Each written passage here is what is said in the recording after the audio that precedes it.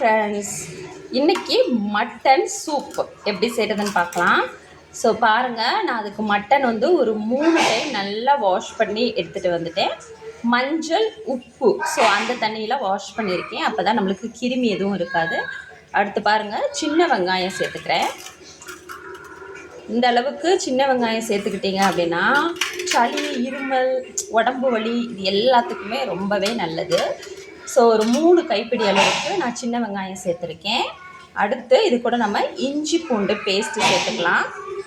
இஞ்சி பூண்டு பேஸ்ட்டும் நான் அந்த அளவுக்கு சேர்த்துக்கிறேன். அடுத்து நான் வந்து மிளகு, ஜீரகம் தட்டி வச்சுருக்கேன். ஸோ அதையும் நம்ம சேர்த்துக்கலாம். அடுத்து ஒரு பிஞ்ச் அளவுக்கு மட்டும் நம்ம மஞ்சள் தூள் சேர்த்துக்கலாம். அடுத்து ஒரு கொத்து கருவேப்பிலை, அடுத்து கொத்தமல்லி தழை, அடுத்து தேவையான அளவுக்கு தண்ணி சேர்த்துக்கலாம். அப்புறம் இது கூட நம்ம உப்பு, கல்லுப்பு சேர்த்துக்கோங்க, அதுதான் ஹெல்த்துக்கு நல்லது. ஸோ கல்லுப்பு சேர்த்தாச்சு. இப்போ இதை நாம் மூடி போட்டு ஒரு 3 விசில் வரைக்கும் வச்சு எடுத்துடலாம். ஸோ இப்போ நம்ம மூடி போட்டுடலாம்.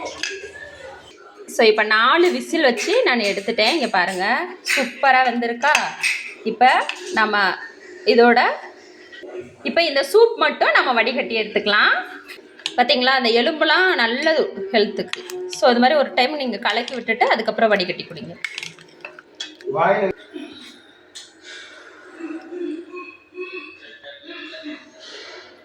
பார்த்தீங்களா, அப்படியே நம்ம எண்ணெயே சேர்க்கலாம். ஆனால் எந்த அளவுக்கு எலும்புலேருந்து எண்ணெய் வந்திருக்கு பாருங்க. இதெல்லாம் ரொம்ப நல்லது.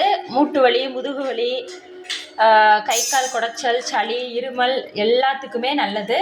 ஸோ நீங்களும் ட்ரை பண்ணி குடிங்க. இங்கே பாருங்கள், இது எல்லாமே அதிலேருந்து நம்ம எலும்புலேருந்து பிரிஞ்சு வந்த எண்ணெய். பார்த்தீங்களா, ட்ரை பண்ணுங்கள், சூப்பராக இருக்கும். ஹெல்த் இம்ப்ரூவ் பண்ண மட்டன் சூப். தேங்க்யூ.